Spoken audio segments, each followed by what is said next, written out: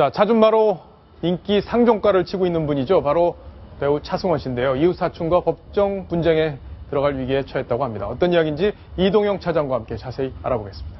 이동영 차장. 네. 뭐 요즘에 방송에서 상당히 인기를 모으고 있는데 뭐 집을 고치다가 그런 건가요? 그렇습니다. 차승원 씨가 최근에 그 서울 강남구 청담동에 있는 4층 빌라로 이사를 갔는데요. 예. 그 리모델링 공사를 하면서 아래층과 다툼을 벌이다 결국 소송에 이르지 않겠나 이런 전망이 나오고 있습니다. 아, 그러니까 윗집에 살고 아랫집에 사는데 리모델링 공사를 하는데 이런 걸 문제 삼았군요. 예, 공사를 하다 보니까 아래층에서 이 주방에 물이 샜고 예. 그리고 그 베란다를 통해서 페인트 일부가 날아와서 이 집주인이 호흡기 질환을 앓게 됐다. 이런 주장을 펴게 되면서 이 차승원 씨와 갈등을 빚었는데요.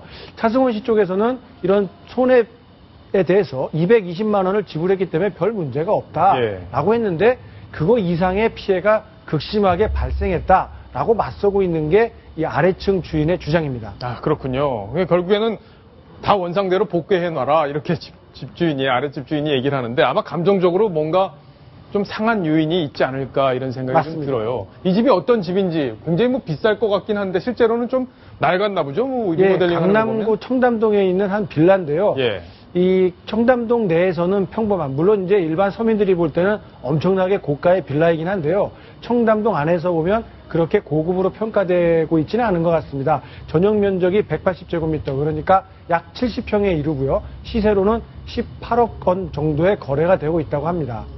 그렇군요.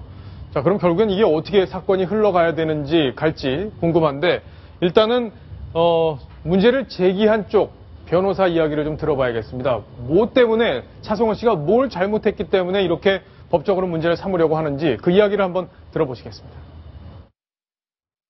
220 불러준 거는 벽지값만 불러준 거예요. 벽지만 바닥값하고 벽지하고 바닥 일부. 근데 그 후에도 계속 물이 떨어지고 그거 뭐 증거가 우리가 다 있거든요. 문제가 심각한데 차승원이 바쁘다 그러고 매니저 보내고 주민들이 다 나이 드신 분들인데 그 어린애 뭐 유도 선수 같은 애 매니저 보내가지고 매니저가 뭐 그 핸드폰 들여다 보고 뭐 아주 금방지게 행동해가지고 주민들이 막 격분하고 그리고 또 차승원 씨도 피해자 주민한테 아니 갑자기 들어와서 손가락질을 너무 충격을 받아가지고 우리 그 피해자가 차승원 씨 이중인격에 너무 놀란 거예요.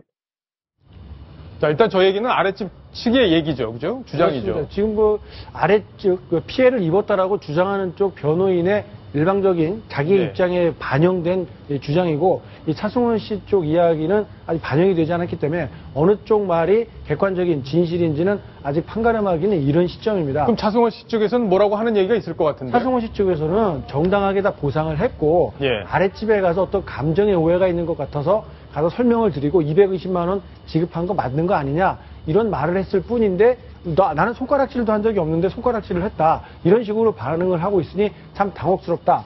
그리고 발생한 피해 부분에 대해서도 우리가 일부 피해를 발생한 게 맞다. 그래서 그 부분에 대해서는 정당하게 보상을 했고 그 집에서 물이 계속했다고 주장을 하는데 이 빌라 자체가 좀 오래된 빌라이다 보니까 우리 공사와 상관없이 그런 누수 현상이 발생한 것 아니냐. 그렇게 반박을 하고 있는 상황입니다. 그럴 수 있겠네요. 뭐 집이 오래되다 보면 여러 가지 불편 사항이 있다 보면 이렇게 마찰이 생겼을 때 그런 것들이 더 증폭작용을 하는 경우도 있는데 여성원 변호사께서 보시기에는 이 양측의 주장 쭉 들으셨잖아요. 이제 판사 시절에 여러 가지 판결을 하셨을 텐데 어떻게 보이십니까? 이런 사건이 보면 실제 손해도 있겠지만은 보통 감정 싸움이 많습니다. 또 아래 윗집에.